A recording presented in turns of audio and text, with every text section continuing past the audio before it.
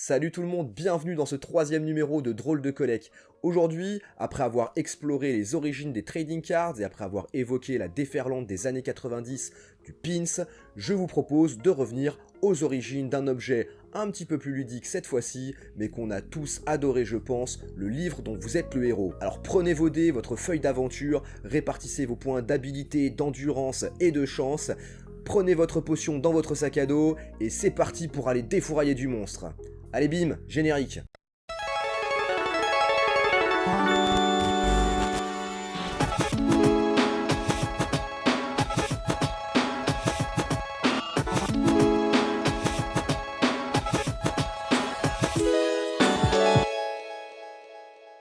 Est-ce que je dois vraiment vous expliquer ce qu'est un livre dont vous êtes le héros ? Bon, par principe, et parce qu'on n'est pas sur une chaîne de nerds hardcore qui snob ceux qui en savent moins qu'eux, je vais quand même vous réexpliquer brièvement le concept. Comme le titre l'indique, il s'agit d'un livre qui place le lecteur au centre du récit. Également appelé livre interactif ou encore livre-jeu, traduction littérale du terme anglais dont il est issu, gamebook, c'est un véritable objet hybride à mi-chemin entre le jeu de rôle et le récit d'aventure. Comme je l'ai évoqué en intro, il va falloir préparer son voyage à l'aide d'une feuille d'aventure et choisir la répartition de ses points d'habileté, c'est-à-dire ses points de force, ses points d'endurance, c'est-à-dire ses points de vie, et ses points de chance, c'est-à-dire ses points de chance. Outre le fait que ce soit un livre qui se lit en jouant, la grosse originalité, c'est aussi qu'à chaque fin de paragraphe, le lecteur a le choix entre différentes options et où, selon son jet de dés, va être orienté vers un autre numéro de paragraphe, ce qui crée en fait une multitude de chemins différents. Techniquement, on peut donc faire plusieurs fois son aventure et ne pas vivre du tout les mêmes événements à chaque session. En clair, c'est vous qui définissez votre chemin et essayez d'atteindre votre objectif dans une aventure qui peut rapidement s'avérer devenir un véritable labyrinthe. Pourquoi est-ce que j'ai décidé de vous parler de ça aujourd'hui ? Tout d'abord parce que j'imagine que nombre d'entre nous y avons joué une bonne partie de notre enfance, ensuite parce que ce sont des objets super cool à collectionner, notamment parce qu'ils ont un format très pratique et que les illustrations sont souvent méga cool. Ok, boomer. Mais surtout, j'avais envie de vous en parler parce que c'est à la fois l'héritier et l'ancêtre d'un genre on ne peut plus geek, le récit interactif. Le plus souvent, on fait remonter cette saga à son premier gros succès, à savoir Le Sorcier de la Montagne de Feu, publié en 1982 et écrit par les deux têtes d'affiche du genre, Ian Livingstone et Steve Jackson. C'est d'ailleurs assez normal qu'il soit identifié comme le premier d'un nouveau genre parce que ses ventes lancent littéralement le style et que c'est aussi le premier à proposer une aventure aussi complète avec plus de 400 paragraphes. Mais en réalité, les origines du livre-jeu remontent à bien plus loin dans le temps. En effet, dès les premières traces d'écriture en moins 3500 avant notre ère en Mésopotamie, on retrouve des tentatives de récits interactifs. Non, je déconne. Bon, plus sérieusement, on peut quand même remonter un peu plus loin dans le temps que ce que j'aurais imaginé avant de me pencher sérieusement sur la question, c'est-à-dire au début du siècle dernier quand même. Alors d'abord, il faut savoir que les universitaires qui étudient l'histoire et le développement. Parce que, oui, il existe des gens tout à fait sérieux qui étudient, font de la recherche et publient sur le sujet. Ne vit-on pas une époque formidable ? Absolument, c'est complètement la revanche des geeks et je pense qu'ici, il y en a pas mal d'entre nous qui s'en réjouissent. Et donc je disais que les universitaires qui étudient l'histoire et le développement de ce genre littéraire ne sont pas tous complètement d'accord sur les origines, mais en tout cas, on peut dire qu'il y a un consensus autour du premier tiers du XXe siècle. On commence donc en 1930 aux États-Unis avec un ouvrage écrit par deux femmes, Doris Webster et Mary Alden Hopkins, intitulé Consider the Consequences. Celui-ci fait donc clairement l'unanimité en termes de paternité de récit interactif et commence de la manière suivante. La vie n'est pas une ligne continue du berceau à la tombe, il s'agit plutôt de nombreuses lignes courtes, chacune se terminant par un choix et se ramifiant à droite et à gauche vers d'autres choix, comme un bouquet d'algues ou une généalogie. Les deux autrices présentent leur ouvrage comme une sorte de jeu de société auquel on peut jouer seul ou à plusieurs et proposent donc de véritables embranchements dans son récit. Bien entendu, les thèmes ne sont pas vraiment ceux que nous retrouverons en majorité 50 ans plus tard, ici pas de fantasy ni de science-fiction, mais l'histoire de trois personnages aux préoccupations bien de leur temps, le mariage, le couple, l'ennui, l'alcoolisme. N'oublions pas que nous sommes quand même en plein cœur de la Grande Dépression. Ensuite, en 1935, petit pas de côté avec The Night of January the 16th, un récit interactif sous forme de pièce de théâtre écrite par Ayn Rand. Et ici, la proposition faite au public est assez innovante puisqu'il s'agit d'assister à la pièce et à la fin de celle-ci, voter en tant que jury et décider si l'accusé est coupable ou innocent. Puis, dans les exemples un peu plus célèbres, l'œuvre de Georges Louis Borges, bien connu pour Les Jardins des Sentiers qui bifurquent notamment, dans lesquels il aborde déjà les thèmes des embranchements, des choix et des alternatives possibles, et dans lequel il construit son récit selon plusieurs angles de lecture possibles. Mais c'est surtout dans son texte de 1941, Examen de l'œuvre de Herbert Quint, dans lequel on découvre qu'il existe des sortes de passages au sein même du texte et que la lecture classique, linéaire, de A à Z, du début à la fin, n'est pas celle qui finalement révèle le plus de choses du récit. Bon là on est clairement dans l'expérimentation littéraire, mais on avance petit à petit et l'année qui suit, en 1942, paraît Treasure Hunt, un ouvrage de Alan George et Susan French. Ici, on a à chaque fois une page de texte et une image correspondante qui joue parfois le rôle de simple illustration, mais qui très souvent sert aussi à trouver des indices pour ensuite choisir son chemin et avancer vers la prochaine page.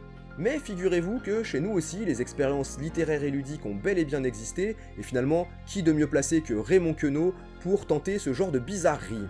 C'est ce qu'il fait en 1967 dans Un conte à votre façon, parfois qualifié de récit arborescent ou encore de récit à déroulement multiple. Ce conte débute par la phrase « Désirez-vous connaître l'histoire des 3 alertes petits pois ?»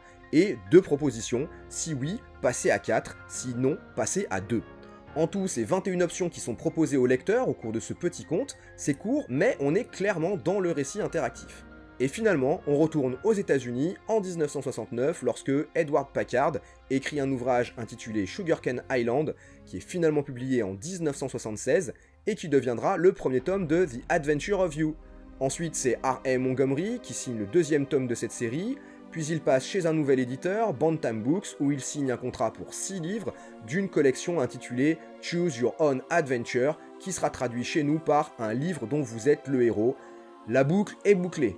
Précisons quand même que la même année, en 1976 donc, Rick Loomis publie chez Flying Buffalo l'ouvrage Buffalo Castle, lui aussi considéré comme l'un des ouvrages pionniers du genre. La suite, on la connaît peut-être un peu mieux, donc je vais essayer de résumer cela de la manière la plus fidèle possible. Lancé au Royaume-Uni à partir de 1982, les premiers livres dont vous êtes le héros contribuent ainsi à la diffusion de la fantasy auprès d'un large public. Un phénomène similaire se déroule en France au même moment où ces ouvrages sont traduits puis publiés par Gallimard Jeunesse. Le succès est immédiat, dès 1983, les ventes de livres dont vous êtes le héros dépassent en Grande-Bretagne celles de l'auteur Roald Dahl, qui est quand même l'un des plus célèbres auteurs pour enfants. Très rapidement, on voit 2 phénomènes émerger. Tout d'abord, des suites aux opus les plus populaires sont créées pour fidéliser les joueurs, et ces suites amènent rapidement à créer des univers imaginaires cohérents dans lesquels de futurs livres-jeux pourront se dérouler.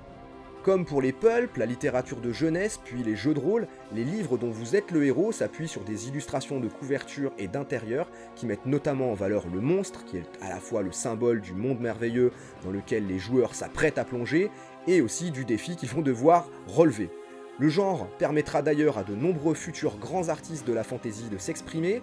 La collection Fighting Fantasy contribue ainsi à lancer la carrière de Ian McCaig, devenu par la suite concept artiste pour la franchise Star Wars, alors que John Ho, un illustrateur canadien, deviendra quelques années plus tard directeur artistique sur les 2 trilogies de Peter Jackson, Le Seigneur des Anneaux et Le Hobbit. Des petites carrières donc. En France, c'est donc chez Folio Junior que paraît cette collection et si mes infos sont bonnes, il y aurait eu 184 titres différents parus jusqu'en 1998.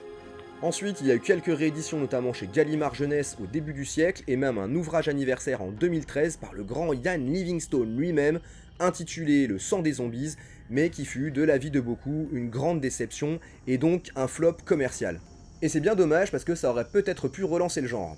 Mais aujourd'hui, c'est surtout sur smartphone et tablette que l'aventure se poursuit, et bien entendu, chez les nostalgiques comme nous qui n'hésitent pas à réaliser des vidéos et des lives sur le sujet.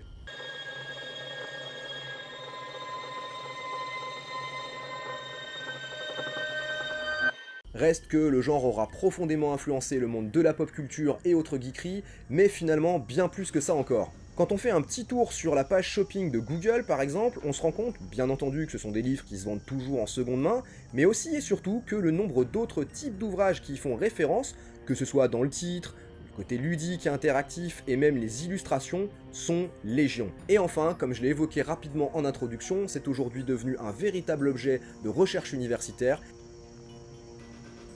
Et si le sujet vous intéresse, je vous encourage vivement à fouiller la toile à l'aide de noms comme Mathieu Freyet, Isaac Pant ou encore Aspen J. Arcette.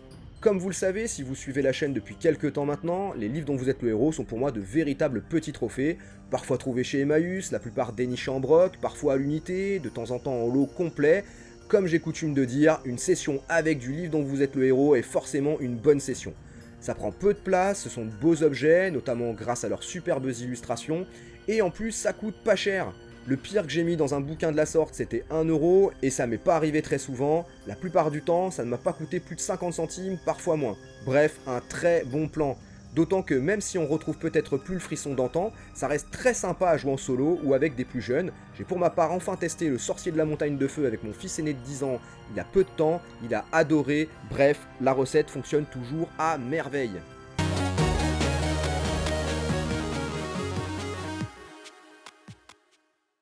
Et voilà, c'est donc la fin de ce 3e numéro de Drôle de Collect. J'espère que ça vous a plu, que vous y aurez appris 2-3 infos inédites, et surtout que ça vous aura donné envie d'y jouer, d'y rejouer, ou de collectionner ces ouvrages, ou même les deux. Si c'est le cas, n'hésitez pas à me lâcher votre plus beau pouce bleu, dites-moi dans les commentaires quelle est votre histoire, à vous, personnelle, avec les livres dont vous êtes le héros, et puis avant de se quitter, un grand merci à toutes et à tous, parce qu'on a passé récemment les 500 abonnés sur la chaîne.